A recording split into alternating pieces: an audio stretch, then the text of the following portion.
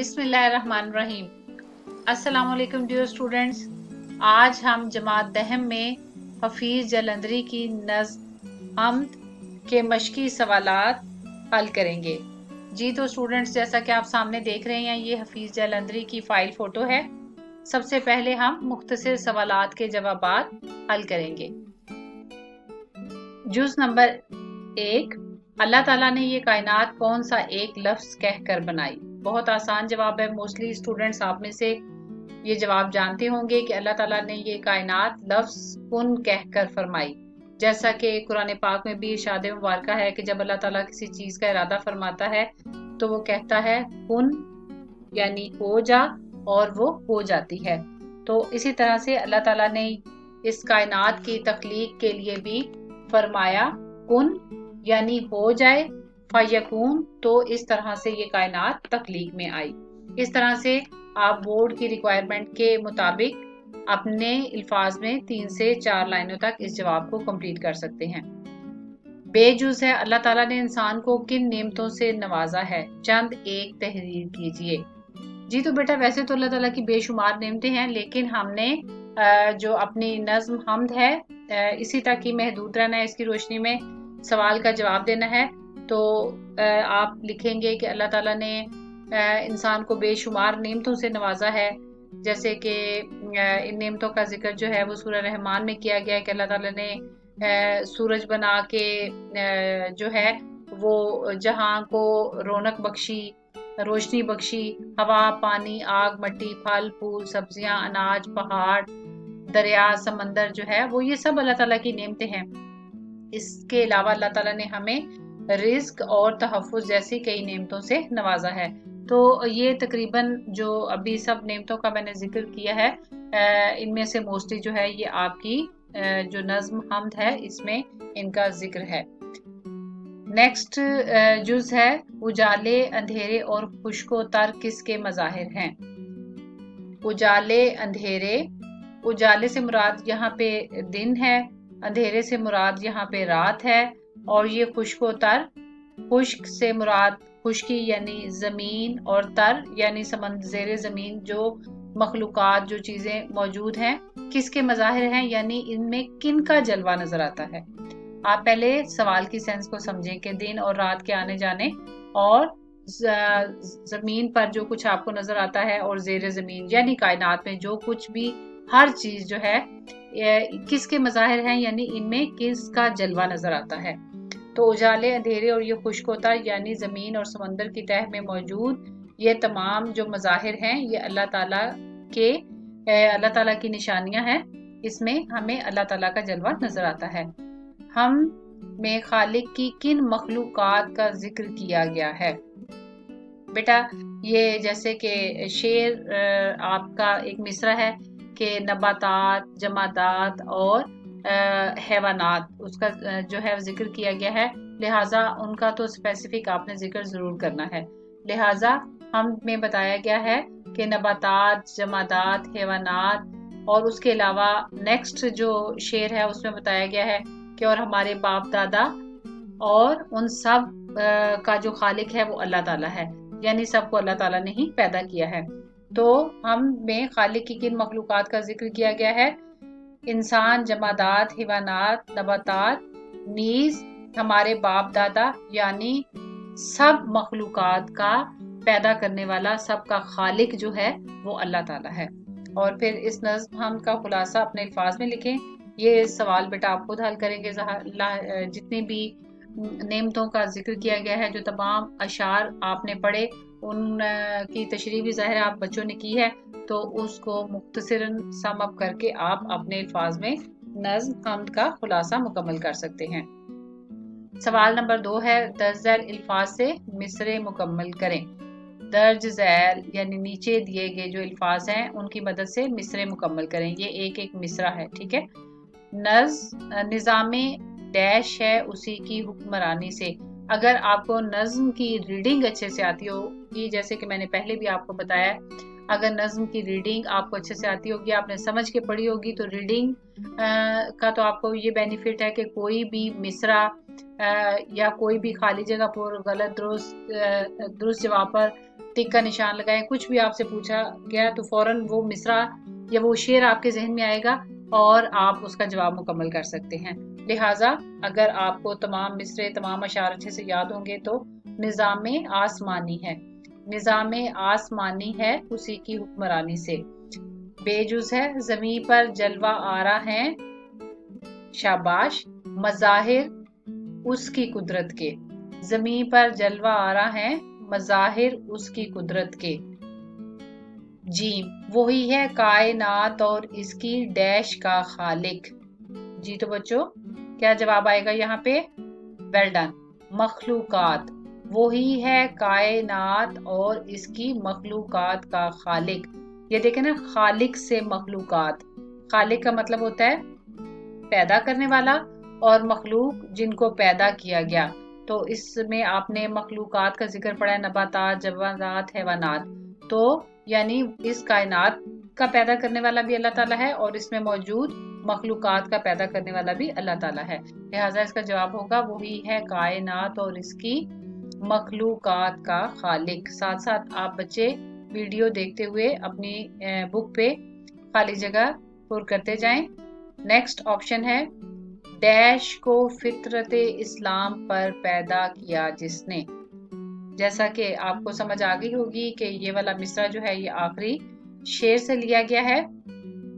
जी तो बच्चों इसका जवाब है बशर को फितरत इस्लाम पर पैदा किया जिसने, यानी इंसान को अल्लाह ताला ने फितरत इस्लाम पर, इस्लाम की फितरत पर पैदा किया।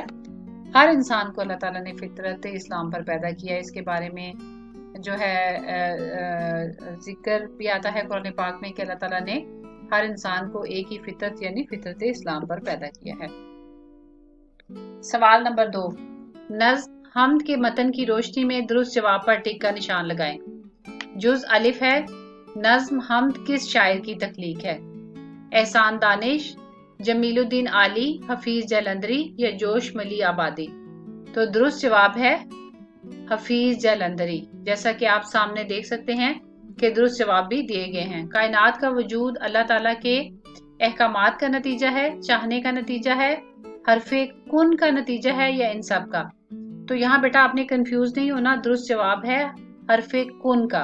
वैसे तो जाहिर है अल्लाह ताला के अहकामात मीनिंग इसका भी यही बनता है, चाहने का नतीजा है, लेकिन मैंने आपको बार बार बताया कि आपने अपनी नज्म के हवाले से, नज्म के जो अशार या मिसरे हैं उनमें जो लफ्ज दिया गया है उसके हवाले से जवाब देना है। तो आपने पहले शेर में पढ़ा कि अल्लाह ताला ने हर्फ कुन कहकर ये कायनात जो है ये तख्लीक की। अल्लाह ताला के हर्फ कुन से ये कायनात जो है वो वजूद में आई। लिहाजा दुरुस्त ऑप्शन है हर्फे कुन का नतीजा है। जीम, निज़ामे आसमानी और बहावरे जाविदानी में कौन सी बात मुश्तरक है? इन दोनों का खालिक एक है, रदीफ एक है, या दोनों कायनात का हिस्सा हैं, एक ही निज़ाम के अनासिर हैं? तो बेटा इनमें जो बात मुश्तरक है वो ये कि दोनों की तख्लीक करने वाला, दोनों का खालिक एक है, दोनों का खालिक एक है, जैसा कि ये सामने दुरुस्त जवाब भी दिया गया है। ये आलिम अल्लाह ताला ने किस चीज से भर दिया है? ये आलम यानी ये दुनिया अल्लाह ताला ने किस चीज से भर दिया है? रंगो बू से, मखलूकात से, जमादातो नबातात से या इन सब से? तो वैसे तो अल्लाह ताला ने जो है ये रंगो बू, जमादातो नबातात, ये सब जो है अल्लाह ताला ने जो है अल्लाह ताला के पैदा किए हुए हैं। लिहाजा इसका दुरुस्त जवाब है मखलूकात से। ज़ाते बारी ताला की शान कहाँ नजर आती है? सर्दो गर्म में, खुश्को तर में, उजाले और तारीकी में, इन सब में? तो इन सब का जिक्र जो है वो आपकी नज्म के मुख्तलिफ मिसरों में किया गया है। सर्दो गर्म, खुश्को तर, उजाले और तारीकी, ये सब अल्लाह ताला के बनाए हुए हैं। लिहाजा दुरुस्त जवाब होगा इन सब में।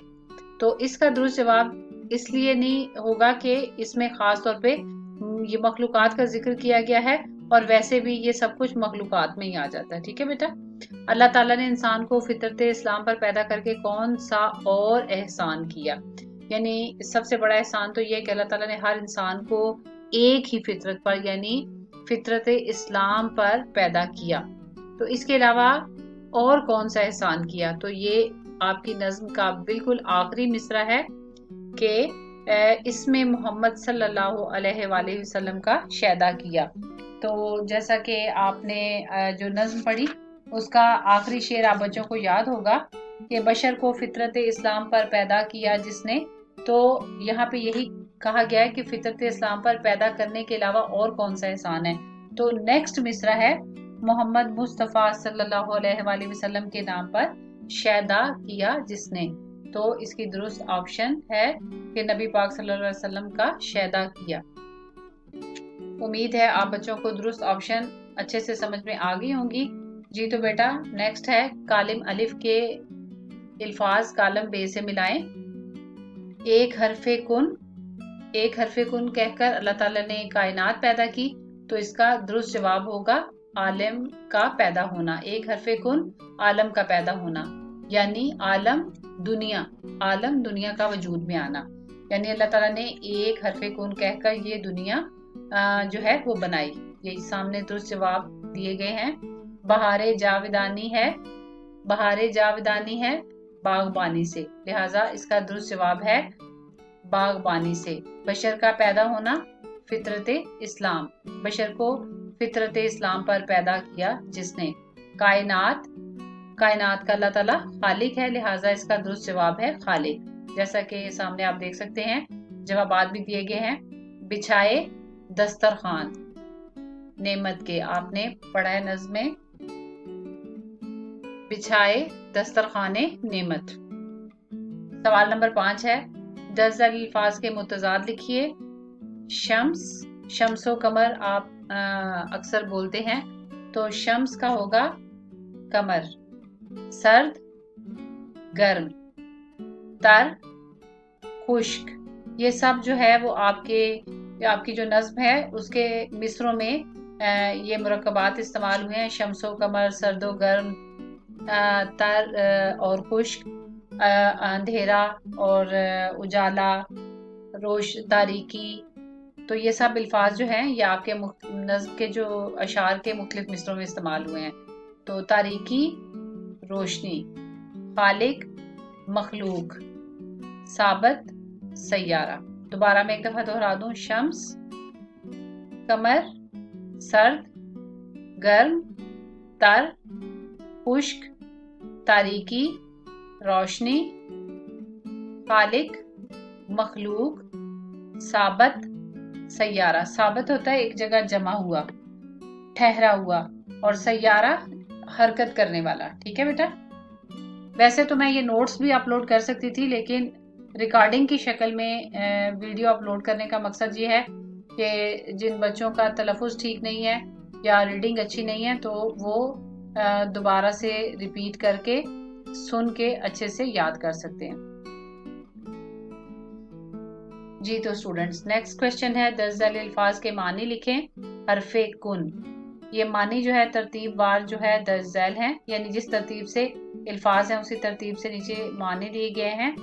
हरफे कुन, हर्फ कहते हैं लफ्ज, और कुन हो जा, यानी हो जा हुक्म तख्लीक, यानी हुक्म तख्लीक। हम ये नहीं कहेंगे कि लफ्ज हो जा, तो हरफे कुन का मतलब है हो जा हुक्म तख्लीक, यानी कुन का मतलब है हो जा। तो हरफे कुन यानी अल्लाह ताला के बोलने को हम ये तो नहीं कहेंगे कि लफ्ज हो जा, हम ये कहेंगे कि अल्लाह ताला ने कायनात की तख्लीक के लिए जो हुक्म दिया था हो जा, तो इसका मतलब है हो जा हुक्म तख्लीक, यानी दुनिया की तख्लीक करने के लिए जो हुक्म दिया गया था उसके लिए बोला गया लफ्ज। दुनिया की तख्लीक के लिए अल्लाह ताला ने जो लफ्ज बोला था कुन यानी हो जा, तो ये इससे मुराद है हो जा हुक्म तख्लीक। सदाए हाओ हु, सदाए हाओ हु यानी के रौनक, ये अल्लाह ताला ने इस दुनिया को मुख्तलिफ आवाजों से रौनक से भर दिया। कशाकश, कशाकश के मानी है बेटा रंगा रंगी। बहारे जाविदानी, ये थोड़े से अल्फाज के मानी की तरतीब जो है वो दुरुस्त नहीं है, इसलिए मैं एरो की मदद से आपको बता रही हूँ। आप अपनी बुक के ऊपर लिख सकते हैं। कशाकश का मतलब है रंगा रंगी। बहारे जाविदानी, जाविदानी कहते हैं हमेशा, तो बहारे जाविदानी हमेशा रहने वाली बहार, हमेशा की बहार। जमादात, जमी हुई चीजें, जमी हुई मखलूक, जिसको आप कहते हैं पहाड़, पत्थर, पत्थर तो नहीं कहेंगे, पहाड़। जमादात, जमी हुई मखलूक, पहाड़ वगैरह। बशर, बशर का मतलब है इंसान। तो बिल तरतीब तमाम अल्फाज के मानी इस तरह से होंगे। हरफे कुन, हो जा, हुक्म तख्लीक, सदाए हाउ हू, रौनक, कशाकश, रंगारंगी, बहारे जाविदानी, हमेशा की बहार, जलवा आरा, जाहिर होना। बशर, बशर का यहाँ पे बेटा नहीं लिखा हुआ, बशर बहुत आसान लफ्ज है, आप खुद लिख सकते हैं इंसान। हम्द के मुताबिक अल्फाज को तरतीब देकर मिसरे बनाएं। हम्द के मुताबिक अल्फाज को तरतीब देकर मिसरे बनाएं, यानी ये मुख्तलिफ मिसरे जो हैं ये बेतरतीब यहाँ पर दिए गए हैं, इनको आपने हम्द के मुताबिक तरतीब देकर दोबारा से मिसरे को लिखना है। कुदरत, इसकी, जलवा आरा, ज़मीं पर हैं मज़ाहिर के। जैसा कि मैंने आपको शुरू में बताया था कि अगर आपको नज़्म अच्छे से याद होगी तो आप जितनी भी एक्टिविटीज़ हैं, चाहे वो दुरुस्त तरतीब है, अल्फाज के मानी हैं, दुरुस्त जवाब की निशानदेही है या खाली जगह है, उसको अच्छे तरीके से सॉल्व कर सकते हैं। तो इसकी दुरुस्त तरतीब है बेटा, ज़मीं पर जलवा आरा है मज़ाहिर उसकी कुदरत के। जुज़ बे है का, खालिक, नबातातो, जमादात, हैवानात। और ये जो अभी हमने पढ़ा है जमादात के मीनिंग जमी हुई चीजें, तो नबातात पौधों को कहते हैं, जमादात जमी हुई चीजें। तो इसकी दुरुस्त तरतीब होगी, जी बताएगा कोई स्टूडेंट? बहुत आसान है, शाबाश। नबातातो, जमादात और हैवानात का खालिक। नबातातो, जमातात, ये यहाँ पे आपको ये भी इजी रहेगा कि ये देखें ये इकट्ठा लिखा हुआ है, ये इन दोनों के दरमियान में कोई कॉमा नहीं है। नबातातो, जमातात और हैवानात का खालिक। जुज़ जीम है से निज़ामे आसमानी हुक्मरानी इसी की है। जी तो स्टूडेंट्स, ये नज़्म के शुरू से लिया गया है, निज़ामे आसमानी है इसी की हुक्मरानी से। शेर नंबर 2 का पहला मिसरा है, निज़ामे आसमानी है इसी की हुक्मरानी से। उम्मीद है आप बच्चों का कॉन्सेप्ट क्लियर हो गया होगा। जी तो स्टूडेंट, सबसे लास्ट क्वेश्चन, नज़्म और गज़ल की डेफिनेशन। ये बहुत इंपॉर्टेंट क्वेश्चन है। नज़्म से क्या मुराद है या गज़ल से क्या मुराद है, नज़्म और गज़ल में क्या फ़र्क है, तो ये शॉर्ट आंसर क्वेश्चन में भी पूछा जाता है और इसमें बहुत से MCQs भी हैं। लिहाजा अपना पेन या अपने हाथ में रखें और मेरे साथ साथ जो इम्पोर्टेंट पॉइंट्स हैं उनको अंडरलाइन करते जाएं। नज़्म के लुग़वी मानी तंजीम और तरतीब के हैं। तो नज़्म के लुग़वी मानी क्या है? तंजीम और तरतीब। जैसा कि ये सामने आप देख रहे हैं, गज़ल, गज़ल किस ज़ुबान का लफ्ज़ है? अरबी ज़ुबान का। और ये सिन्फ किसकी इजाद है? इसमें मुख्तलिफ ऑप्शन दी जाती हैं, ईरानियों की। इसी तरह से गज़ल का हर शेर डैश होता है इकाई। तो इसलिए मैं आपको समझाने के लिए कह रही हूँ कि जो जो इम्पोर्टेंट पॉइंट्स हैं ये जितने भी अभी मैंने बताए हैं कि ये सब के सब जो है ये बोर्ड में आपसे पूछे जाते हैं। नज़्म के लुग़वी मानी तंजीम और तरतीब के हैं, यानी लफ्ज़ों को मुनज़्ज़म अंदाज में खूबसूरती से तरतीब दिया जाए तो उससे नज़्म वजूद में आती है। लिहाजा लफ्ज़ों को जितने खूबसूरत अंदाज से तरतीब दिया जाएगा, जितना खूबसूरत अंदाज में उनको पेश किया जाएगा, तो वो नज़्म कहलाती है। नज़्म के लुग़वी माने हैं तंजीम व तरतीब। आम मफ़हूम के मुताबिक तो हर कलामे मंजूम नज़्म है, यानी हर वो कलाम जो कि तरतीब देकर लिखा गया हो, जो मुनासिब अंदाज में, खूबसूरत अंदाज में लिखा गया हो, आम मफहूम में तो उसको नज्म ही कहते हैं। लेकिन इस्तिलाह सुखन में नज्म ऐसी मुसलसल और मरबूत सिन्फ है। मरबूत कहते हैं रब्त, जिसमें रब्त पाया जाए। लेकिन इस्तिलाह सुखन में नज्म ऐसी मुसलसल और मरबूत सिन्फ है जिसका एक मरकजी ख्याल होता है। ये बेटा आपने याद रखना है, गजल का मरकजी ख्याल नहीं होता, ठीक है, लेकिन हर नज्म का एक मरकजी ख्याल होता है। जैसे कि आपने देखा होगा कि अभी तक छोटी क्लासों में आपने जो नज़में पढ़ी, अभी 10th में भी आप एक नज्म पढ़ेंगे ऊंट की शादी, इसी तरह से छोटी क्लासेस में आपने पढ़ा बरसात की बहारें, बारिश, बादल, तो मुख्तलिफ उन्वानात से आपने नज्म पढ़ी।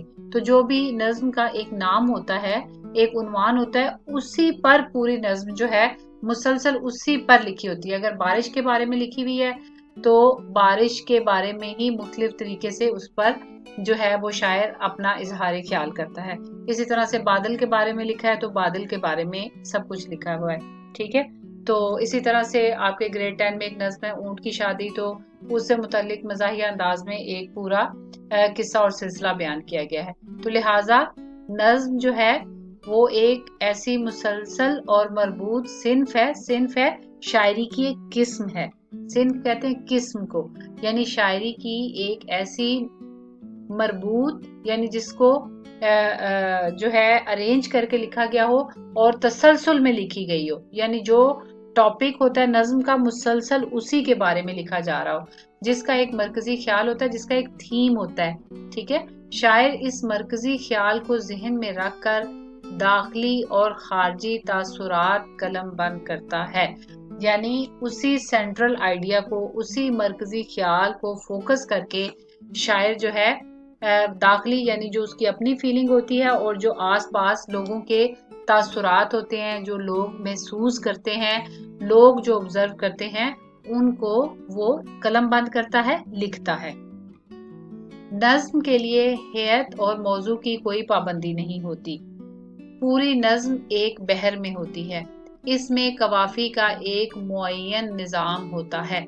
ये कवाफी का लफ्ज आपने याद रखना है, क्योंकि आपसे पूछा जाता है कि काफिया की जमा क्या है, तो काफिया की जमा है कवाफी, यानी नज्म जो है वो एक ही वजन पे होती है और उसमें काफिये का एक मुअय्यन यानी मखसूस निज़ाम होता है।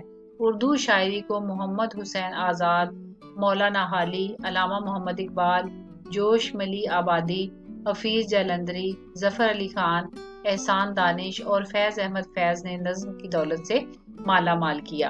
अब अगर फिक्रे को समझ के पढ़ेंगे बेटा, सेंटेंस को समझ के पढ़ेंगे, तो इसमें ऐसा कुछ मुश्किल नहीं है। इसमें यह है कि उर्दू शायरी में हमें ज्यादातर मोहम्मद हुसैन आज़ाद, मौलाना हाली, अलामा मोहम्मद इकबाल और हफीज जालंधरी, जफर अली खान, एहसान दानिश और फैज अहमद फैज की नज़में पढ़ने को मिलती हैं।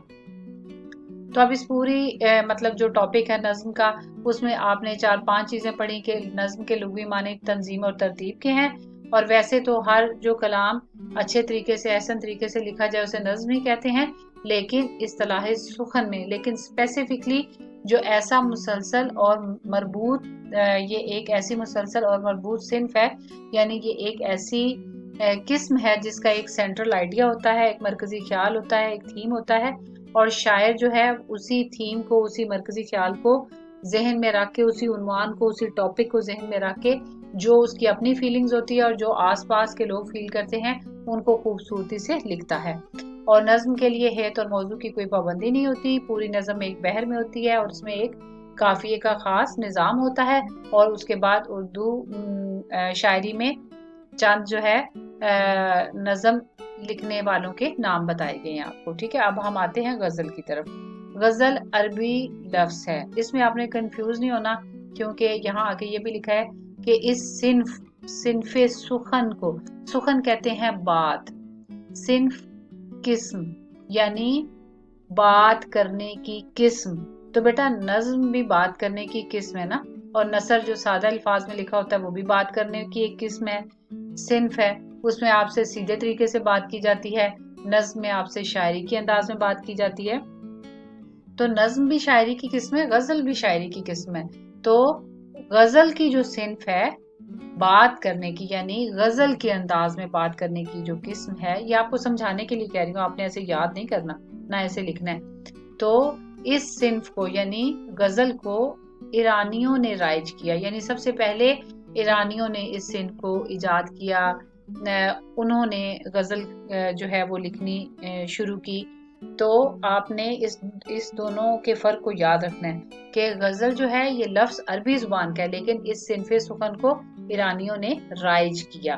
गजल के लुग़वी मानी है औरतों से या औरतों से बातें करना या औरतों के बारे में बातें करना। अब इसमें 3 MCQs है। ये अरबी जुबान का लफ्ज है और ये सिन्फ़े सुखन जो है इसको ईरानियों ने राइज किया, और गजल के लुग़वी मानी है औरतों से बातें करना या औरतों के बारे में बातें करना के हैं। हिरन जब, अब इसके आगे मतलब इसको डेफिनेशन कह लें या ये कि उस कैफियत को बयान किया गया है कि हिरन जब खौफजदा होकर दर्दनाक चीख मारता है तो उसे भी गजल कहते हैं। अब इसका मतलब ये है कि बेटा जब हिरन शिकारी हिरन का शिकार करता है और उसको देखता है अब शिकारी कि अब उसकी जान नहीं बचेगी, उस वक्त वो जब मौत को सामने अपने करीब देखता है तो उसके हल्क से उस जो एक खौफनाक चीख दर्दनाक आवाज निकलती है तो उसे भी गजल कहते हैं। अब इस बात का जिक्र करने का यहाँ मकसद ये है कि उस वक्त जब हिरन को अपने सामने मौत नजर आ रही होती है तो उसके हलक से जो एक खौफनाक चीख दर्दनाक चीख निकलती है तो उसमें एक खास किस्म का सोजो गुदाज दर्द पाया जाता है। ठीक है, तो गजल में भी बेसिकली सोजो गुदाज और जो है पाया जाता है, इसलिए यहाँ इस बात को बयान किया गया है। अगरचे गजल भी नज्म ही होती है, लेकिन इस्तिलाह में गजल शायरी की वो कदीम किस्म है, कदीम कहते हैं पुरानी किस्म है, जिसमें हुस्नो इश्क की मुख्तलिफ कैफियत का जिक्र सोज से किया जाता है या दर्दो सोज से किया जाता है, सोजो गुदाज से किया जाता है। सोज भी दर्द को ही कहते हैं। ठीक है, यानी कहते हैं कि अगरचे गजल भी जो है वो नज्म की तरह होती है, लेकिन इस्तिलाह में, यहाँ भी आपने पढ़ा ना इस्तिलाह सुखन में, लेकिन इस्तिलाह में गजल शायरी की वो पुरानी किस्म है, वो कदीम किस्म है, जिसमें हुस्नो इश्क की मुख्तलिफ कैफियत जो होती हैं उनका जिक्र जो है वो दर्दो सोज से, दुख से, दर्द सोजो गुदाज से किया जाता है। ये शायरी की दाखिली कैफियत, ये शायर की दाखिली कैफियत की आईनादार होती है, यानी शायर जो है वो दिल से क्या महसूस करता है। दाखिली दाखिल से है, दाखिल का मतलब होता है इंटरनल, यानी शायर की दिल की कैफियत की आईनादार होती है, उसको जाहिर करती है। अब गजल के मौज़ूआत में इतनी वुसअत आ चुकी है कि मज़ामीन के एतबार से ये इंसानी जिंदगी के जुमला पहलुओं का अहाता करती है। यानी अब गजल जो है इसके जो मौज़ूआत हैं ये सिर्फ हुस्नो इश्क तक जो है वो महदूद नहीं रहे, बल्कि ये इंसानी जिंदगी के बहुत से पहलुओं का अहाता करती है। जैसा कि अभी मैं आपको अगले पैराग्राफ में मिसाल दूंगी, गजल का हर शेर एक इकाई होता है। तो यहाँ पे ये डिफरेंस है जो आपसे पूछा जाता है कि नज्म और गजल में क्या डिफरेंस है। तो आप यहाँ पढ़ा आपने कि नज्म का एक मरकजी ख्याल होता है, एक उन्वान होता है जिस पर पूरी नज्म उसी मरकजी ख्याल के मुताबिक होती है, जबकि गजल में ऐसा नहीं होता। इसका हर शेर एक इकाई का मतलब होता है कि वो अपनी जगह मुकम्मल होता है। ठीक है, उस एक शेर में पूरा टॉपिक बयान कर दिया जाता है और पूरी गजल एक बहर में होती है, यानी एक ही बहर में एक ही वजन पे होती है। इसके मतलब के दोनों मिसरे हम रदीफो हम काफिया हैं। आप रदीफ और काफिया के बारे में पढ़ चुके हैं कि मिसरे के आखिर में जो अल्फाज जो है वो बहु दोहराए जाते हैं उनको रदीफ कहते हैं, और रदीफ से पहले हम आवाज अल्फाज जो है वो काफिया कहलाते हैं। तो इसके मतला कहते हैं। गजल का पहला शेर जो है वो मतला कहलाता है।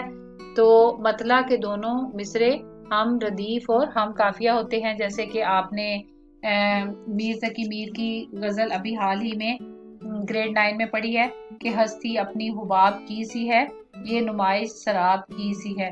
तो इसमें आप देखें कि ये मतला है गजल का, और इसके दोनों मिसरे जो हैं वो हम काफिया और हम रदीफ हैं। इसमें रदीफ भी है کی سی ہے اور حباب اور سراب اس میں قافیہ بھی ہے. تو مطلع کے دونوں مصرے ہم قافیہ اور ردیف ہوتے ہیں، جبکہ دیگر اشعار کا ہر دوسرا مصرع ہم قافیہ و ہم ردیف ہوتا ہے.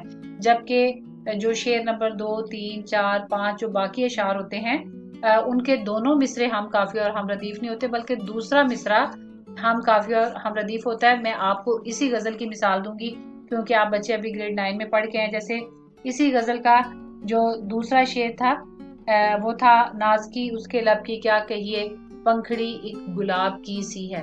تو ناز کی اس کے لب کی کیا کہیے، اب اس میں نہ تو قافیہ ہے اور نہ ہی ردیف ہے. کی سی ہے، ردیف تھی اس کی، اور اس کا جو قافیہ تھا وہ حباب اور سراب کے وزن پہ تھا. تو اس دوسرے شعر کے پہلے میں مصرے میں نہ آپ کو قافیہ ملے گا اور نہ ہی ردیف. اسی طرح سے اگر میں تیسرا شعر پڑھوں تو وہ ہے چشمے دل کھول اس ہی عالم پر، یہاں کی اوقات خواب کی سی ہے. تو اس کے بھی دوسرے مصرے میں قافیہ اور ردیف ہے، جبکہ پہلے مصرے میں قافیہ اور ردیف نہیں ہے.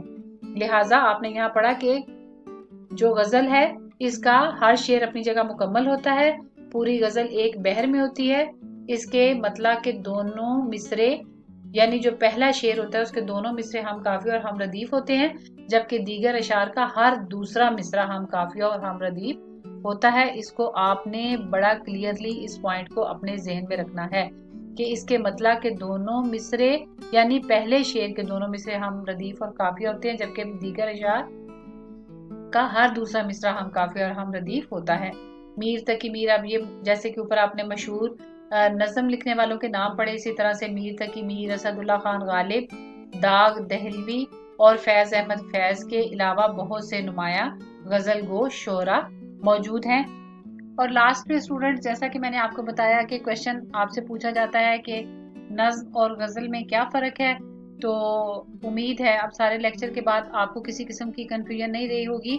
اور جیسا کہ یہ آپ نے دیکھا ہے کہ جو نظم ہے اس کا ایک مرکزی خیال ہوتا ہے، جبکہ غزل جو ہے اس کا کوئی عنوان نہیں ہوتا، اس کا کوئی مرکزی خیال نہیں ہوتا، بلکہ اس کا ہر شعر جو ہے وہ ایک اکائی ہوتا ہے اور ہر شعر اپنا ایک الگ معنی رکھتا ہے.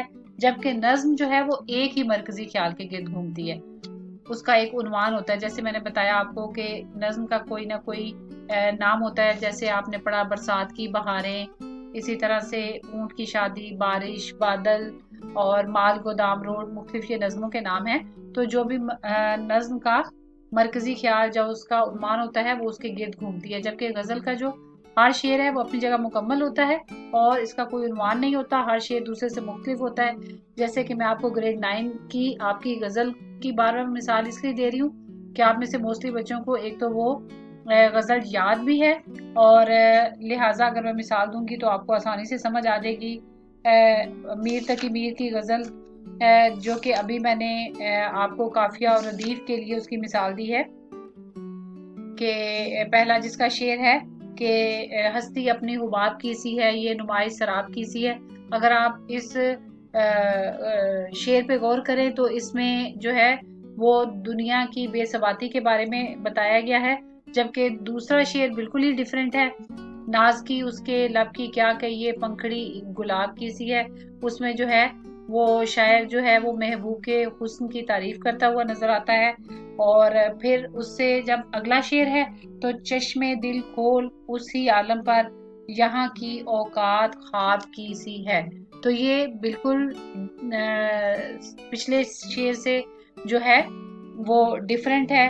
اور پھر ایک اسی غزل کا اگلا شعر ہے، بار بار اس کے در پہ جاتا ہوں، حالت اب اضطراب کی سی ہے. مختصراً یہ کہ ہم کہہ سکتے ہیں کہ غزل کا ہر شعر خیال اور موضوع کے لحاظ سے اپنی جگہ نہ صرف مکمل ہوتا ہے بلکہ ہر شعر ایک نیا خیال اور موضوع پیش کرتا ہے. مثلاً کسی شعر میں محبت اور حسن و عشق کی بات ہوتی ہے، جیسے کہ میں نے ابھی آپ کو میر تقی میر کے پہلے شعر کی مثال دی. تو کسی شعر میں دنیا کی بے ثباتی کا نقشہ پیش کیا جاتا ہے، کسی شعر میں کوئی اخلاقی نقطہ بیان ہوتا ہے، اور کسی شعر میں مناظر فطرت کی تصویر کشی ہوتی ہے. لہٰذا میر تقی میر کی جو غزل ہے وہ اس جو میں نے بھی ساری ڈیفینیشن آپ کو بیان کی ہے اس کی بہترین مثال ہے. अगर गजल के तमाम अशार एक ही मौजू पर हों तो उसे गजल मुसलसल कहते हैं।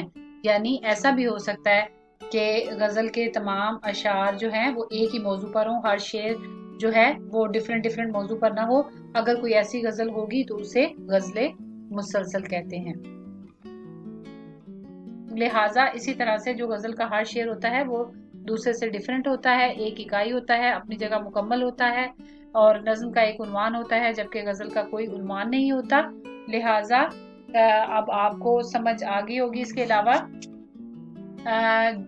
नज्म जो है उसमें सोजो गुदाज जो है उसका लाजमा नहीं, यानी उसके लिए लाजम नहीं, जबकि गजल जो है उसमें सोजो गुदाज पाया जाता है। और जो सोजो गुदाज और शिकवा लफ्जी यानी दर्दो गम की और जुदाई की कैफियत बयान करना जो है वो गजल का खासा है, या जो गजल में बयान की जा सकती है वो नज्म में मुमकिन नहीं। इसको हम इस तरह से कह सकते हैं कि जो शिकवा लफ्जी जो है वो गजल में मुमकिन है वो नज्म में नहीं, और जो सोजो गुदाज जो है वो गजल का खासा है वो नज्म का नहीं। उम्मीद है आपको आज के लेक्चर की समझ आ गई होगी। इसके साथ ही इजाजत चाहती हूँ। अल्लाह।